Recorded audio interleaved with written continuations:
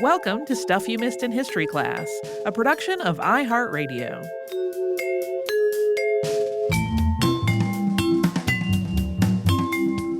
Hello and happy Friday. I'm Tracy V. Wilson. And I'm Holly Fry. This week we finished off our 3-part episode on Charles Sumner, the previous 2 parts happening last week, and we just saved most of our behind the scenes on Charles Sumner for today, rather than trying to have 2 different Charles Sumner behind the scenes and keeping track of what was said. Yeah, we probably would have said a lot of repetitive stuff if we tried to do it across 2. Yeah, it would have been a little weird. So what I will say about Morocco, one of the things that happened, I was working on this before we left for Morocco. When we left for Morocco, had a word count in my notes document that was essentially a 2-part episode already. And so I was like, I'm going to have to work on this.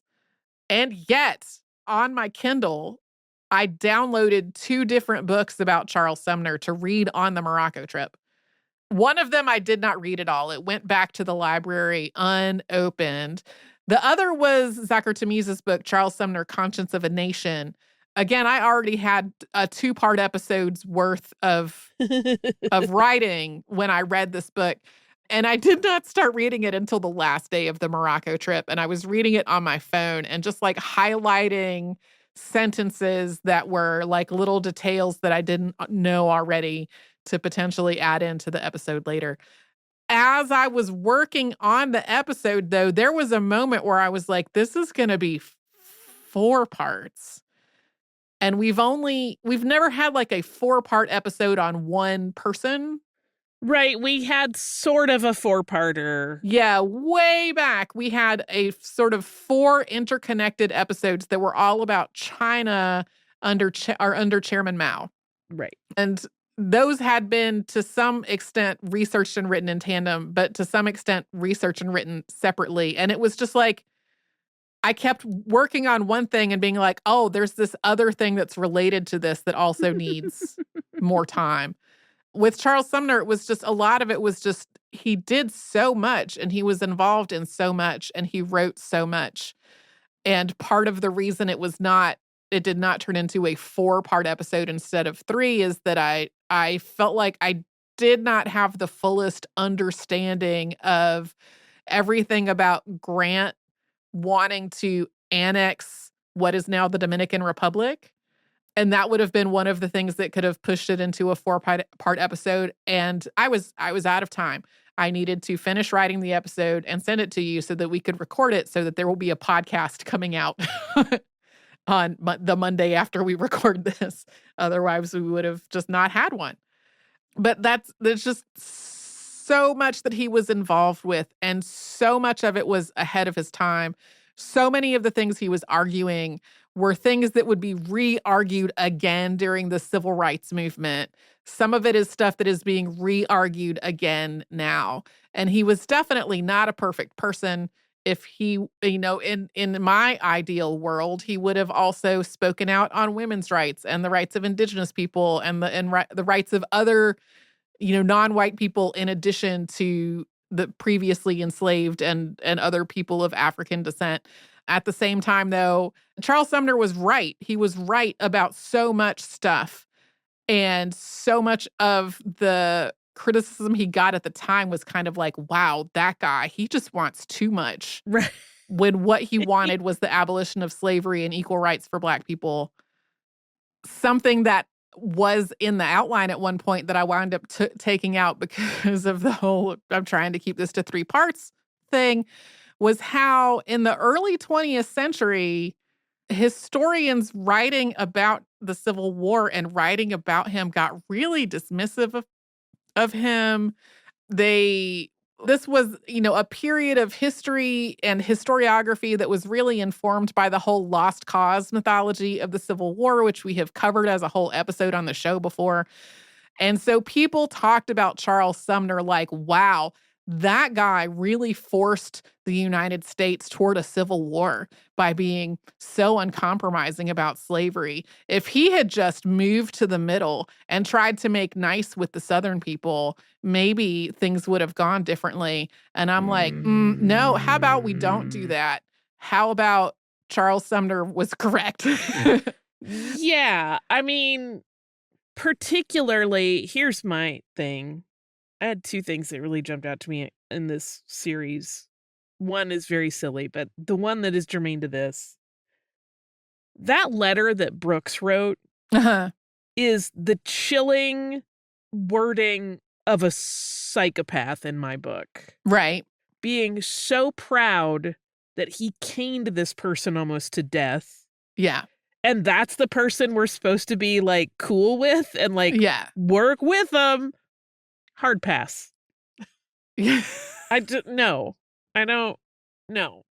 Yeah.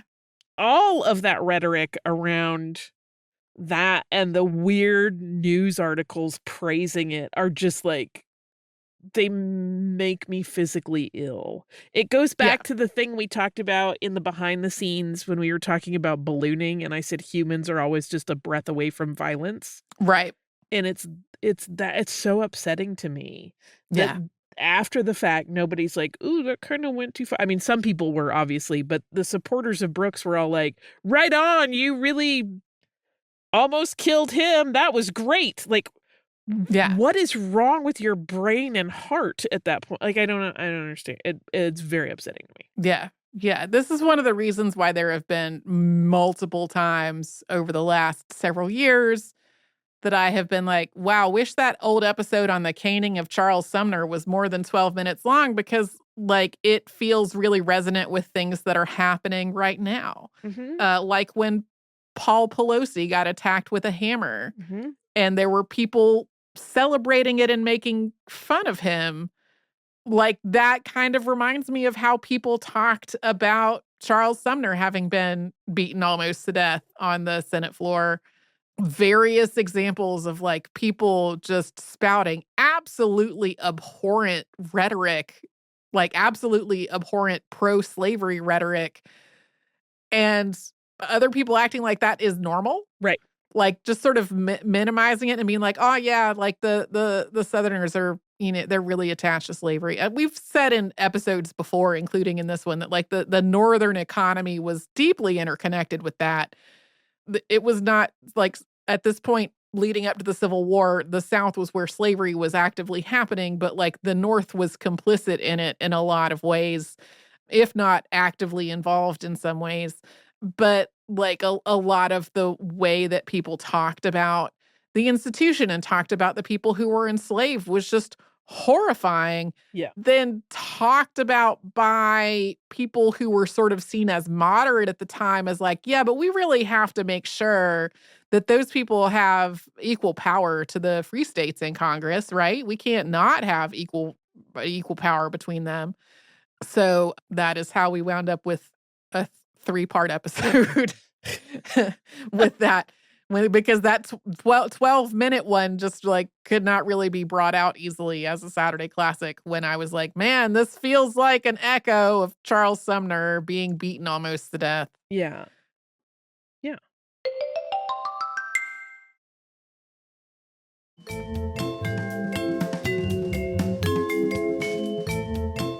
There's been more writing recently, of course, about his relationships with Longfellow and Howe. And one theme that kind of came up that I did not put in the episode because I just don't know if I agree with it. And if I had personally read all of his surviving personal documentation, I might feel differently. But I don't have access to all of that, and it's not reasonable for me to read a person's entire lifetime of like personal letters and correspondence and stuff to write a history podcast. Like that's just not how it works. But there are people who characterized him as confused about his own feelings for other men. It is absolutely true that like the identity of gay or queer as it exists today was not a thing in the mid-19th century. Right. There were people who were living together as couples. There were people who, like we have talked about many people on the show who are examples. There have always been people whose, like the definition that we read, whose sex or gender or sexuality like doesn't coincide with what is expected by society. That has always been the case.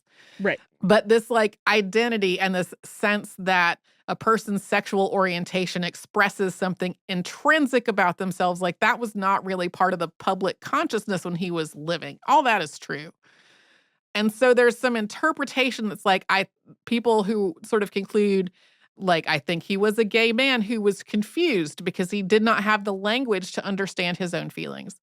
And part of me sees that argument. And part of me also is like, this man was extraordinarily well-read.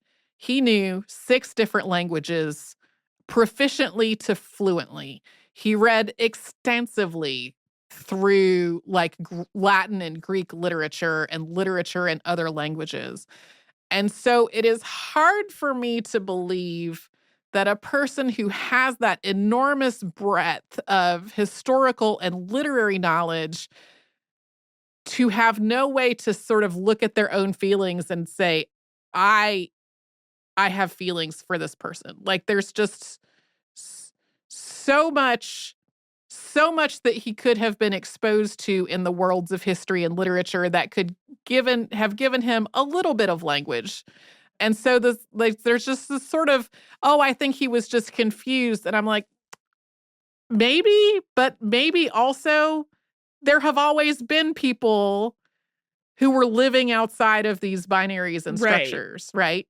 There were other examples from literature and history who he could have also had. He wasn't in a vacuum. Does this make sense? It does. Well, moreover, to me, your case doesn't even need to be made, because even the examples that we shared in the course of this is a man who was very in touch with his feelings. Mm-hmm. You know what I mean? Like, I don't think it was a mystery to him that he loved these men. They may not have had the language to say, oh, I'm gay. He was like distraught that they were going to go into their married, like heteronormative life and leave him behind. I don't think he was confused at all. He knew exactly how he felt about other men. Like, I compare it, for example, to somebody, I always like love to talk about this topic, but when you compare it to like the way Bram Stoker wrote about other men and like his letters to Walt Whitman, that are very romantic and almost strangely raw about like himself and his feelings, but he seemed to not make the connection that, I'm having an attraction to this person. Yeah. And also when you then read his oeuvre of work and you're like, wow, women really are scary. Like, I don't think he understood that was what was going on. Whereas I do feel like Charles Sumner 100% knew he was deeply in love and devoted to these people, and he was grieving the loss of that relationship. I don't think it sounded like he didn't get it at all. He just used language that's different than we would today, but it is absolutely possible, and it happens for a person not to have a word for something about themselves, and when they encounter that word for the first time to be like, oh, that's me, actually. And so I can see how something like that would have applied to Charles Sumner. Right. But I found descriptions of him that sort of were just like, yeah, I think he was just confused. And I'm like, I don't think confusion feel right. Confusion doesn't feel like the right word there. Yeah. Even though he was not a perfect person in any way, I love him. I did not expect to be ride or die for Charles Sumner, but that is where I wound up over the course of working on this.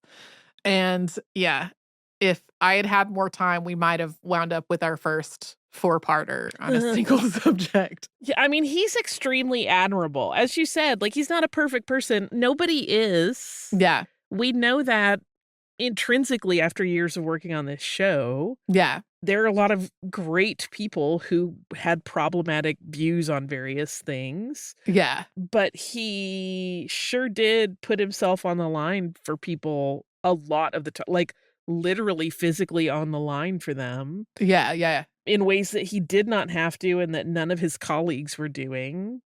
He gets points for that. Yeah. Yeah. His telling voters about the 3 things to look for were backbone, backbone, and backbone. Yeah. I have some representatives right now that I'm just like, you want backbone. Yeah. You keep putting on blue sky that you're fighting for us with everything you have. What does that mean? What are you doing Right. specifically? Right. Do you want to know the other thing before you get to any sort of summation Oh, sure. that made me, this is so rebellious 1980s teenager. Yeah. The whole thing with his parents of like, well, you have to get a job sooner rather than later because you got to support the family. Mhm. I know that's historically a norm. It Mhm. makes me crazy every time I Mhm. hear it. I'm like, I mean, still, the whole idea of people having kids and then burdening them with the responsibility of caring for the family makes me bananas. Yeah. I hate it so much.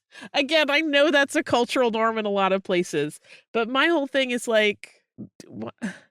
Is that the only reason you had your kid? Like, I don't. Yeah. It it again, I'm a very I was always a rebellious kid who was like, I very much played the I didn't ask to be born card a lot. Oh, sure. But like that attitude always seems so cruel to me Yeah. because it's like, welcome to the world. Here's the anvil that we put around your neck. Like, I don't know. Yeah. Yeah, I understand. So, I'm under the impression that, like, his parents were, like, very strict and not particularly demonstrative people, but it was a time when it was the norm to have big families and fewer really effective ways to prevent pregnancy. It's like there's multiple layers of stuff going on there. And the fact that he was the oldest put him in the position of, like, having that expectation of also caring for younger siblings. And he also made it clear that he was like, "No, I wanna go to the fancy school. I Right. wanna like, this is what I want, and I'm gonna study Latin in secret and Right. to convince you to let me do it." Yeah, this is where I'm like, dude, I get you. I 100% get you. Yeah. I was like, "Dude, I get you," when he was just like, I'm gonna make big lists of facts." Well, it reminded me, I know I've told the story before on the show of how I used to write little pamphlets and leave them around the Uh-huh. house in the hopes of educating my family. Yeah. But seriously, I was not a cool 7-year-old. I was mean. I was Yeah. very judgy, but it reminded me of Yeah. that. I was like, hee hee hee. I get you. I get you. Yeah. We also have talked many, many times about not wanting to try to diagnose people with things. Like, it is not possible to diagnose people Mhm. with things based on their written correspondence and stuff. Like, just he is not Yeah. here to talk about. But I did see some speculation about him possibly being, like, neurodivergent in some way, Yeah. which possibly so. Who knows, really? But anyway, I love him. If you live in the Boston area, I learned when I said into my group chat that this is who I was working on a podcast on. He is not the person the Sumner Tunnel was named for. That was a different Sumner, just in case you're curious.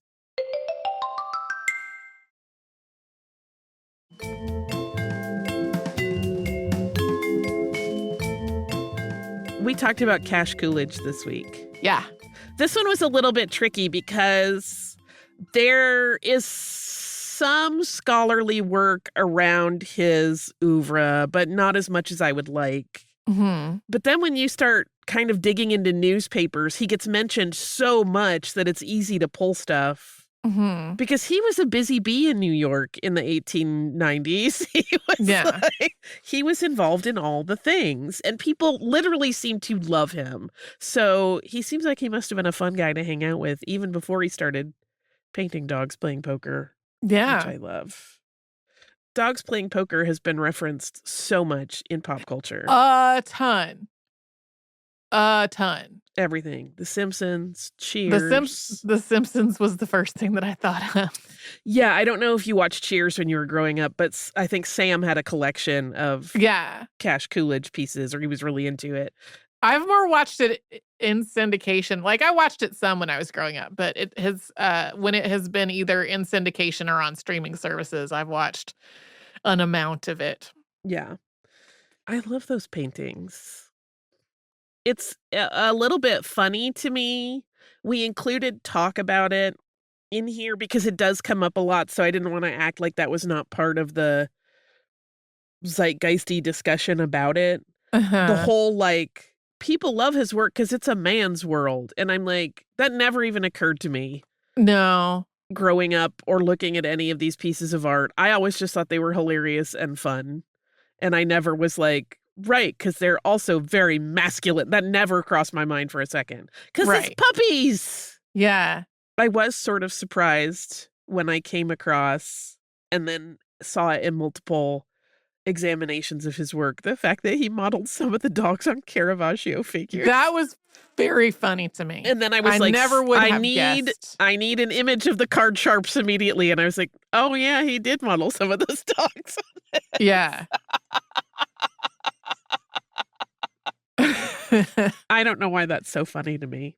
Yeah. I'm obviously familiar with the dogs playing poker, and I had just never really seen the appeal of it. They existed, and I was like, "Okay, it's dogs, and they're playing poker," and I've been candid about the fact that I have always been more of a cat person than a dog person, and I don't know if that's related to the fact that my response to them has always just been kinda like, "Huh, it's dogs, and they're playing poker." Yeah, but I love kitsch, which Sure. is like I always crack up when I think about how much I love kitschy things, because do you remember in The Unbearable Lightness of Being when Sabina says to Thomas, "In the kingdom of kitsch, you would be a monster," and it's like a compliment to him that he is, intellectual and highbrow, and he is not Mhm. in any way interested in, like, trashy things, and I'm like, well, I guess in the kingdom of highbrow intellectualism, I would be the monster.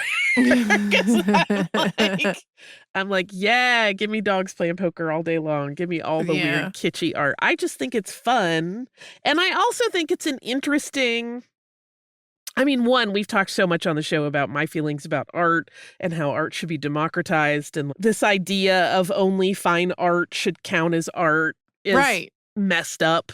Yeah, yeah, yeah. Yes, love all the masters. Yeah, I Yeah. mean, you've seen me cry in front of any Dutch Golden Age painting we encounter in our travels. Right. But there is also an interesting place, not just to say, like, this is or is not, like, high quality in terms of realism or its, proportions or whatever, like actual technique, but it also says something about the world that it was created in. There Yeah. is something to be gleaned from the fact that in the early 1900s, there was a company that was like, "You know what's gonna sell a cajillion copies? Calendars with these dogs playing poker." Like, clearly the appeal of that in that moment Right.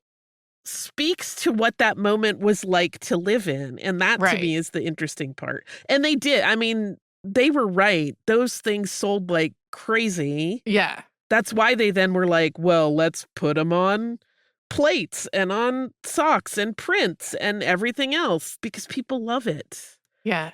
And the Yeah. fact that people need to embrace something silly sometimes that is humorous probably reflects, like, the fact that they maybe didn't always have hilarity and frivolity in their day-to-day life, and they just wanted Yeah. one damn picture to hang on their wall that made them smile every day. Yeah. Bring on the kitsch, baby. If they were Louis Wayne cats playing poker, I would have been incredibly into it. Your species is Tracy.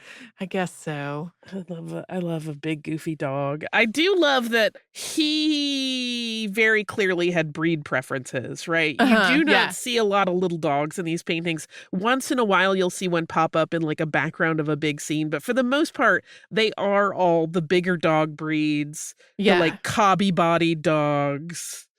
It's kinda funny. I feel like if he were watching the Westminster Dog Show, he would have clearly very big interest in certain groups and not others. Yeah. Yeah. He'd be like, "You keep your toy group away from me," is what he would say. I wouldn't say that, I want all the groups, but I love it. I love my What I pooping. love, speaking of dog shows, is watching the dogs that do so terribly at agility trials. That is my favorite. Like when Dogs, they're just ill-behaved and they won't pay attention to cues. yeah, and they're just like, or I mean, my favorites are the dogs that do seem to be trying, but don't quite understand what needs to be happening right now. And they'll get confused and turn around and go backwards, or they will run partway over the little teeter-totter and then go back, or I find it all very delightful. Like, I know you want something. I'm going to try a number of things and hope one of them is the right one. Yeah. Yeah, they're very cute. They delight me. I love when they use that opportunity to showcase like shelter dogs that maybe don't have amazing agility training, but they're very cute and sweet. Yeah. Great. Anything that gets more animals adopted is a good move in my book because we have plenty of them. Yeah. If you want a dog out there, I guarantee there's a perfect one at a shelter that is exactly the right fit for you and your family. So please adopt puppies. Adopt them all. I would love to adopt dogs, but I travel too much and it would make chaos. Yeah. For them, and they would probably be very stressed.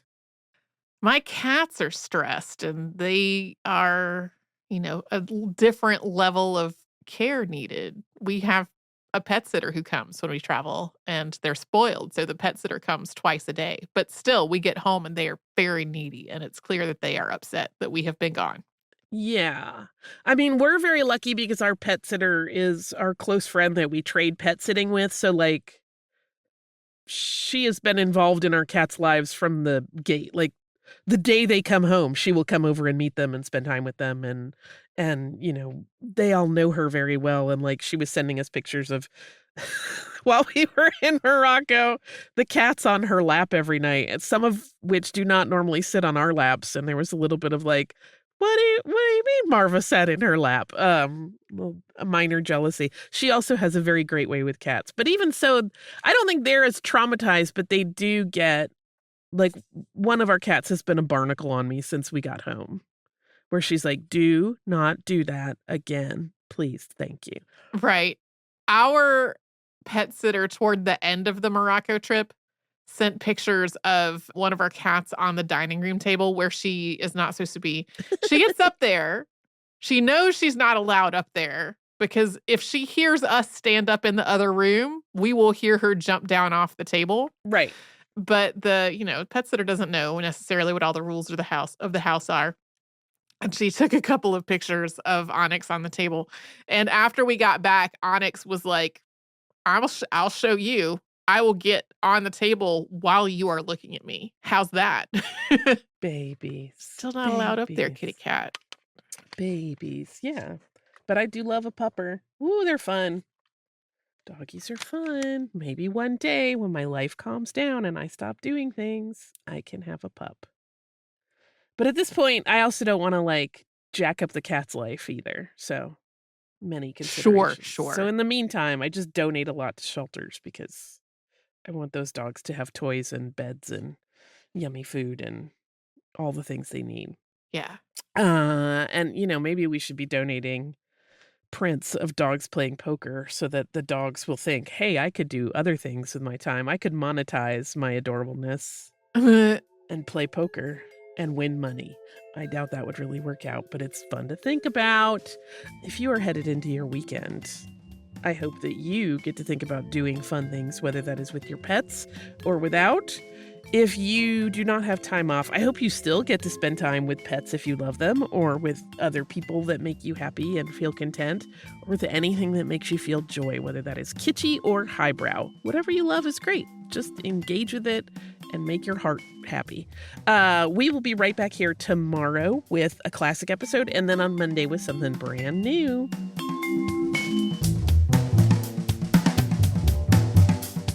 Stuff You Missed in History Class is a production of iHeartRadio. For more podcasts from iHeartRadio, visit the iHeartRadio app, Apple Podcasts, or wherever you listen to your favorite shows.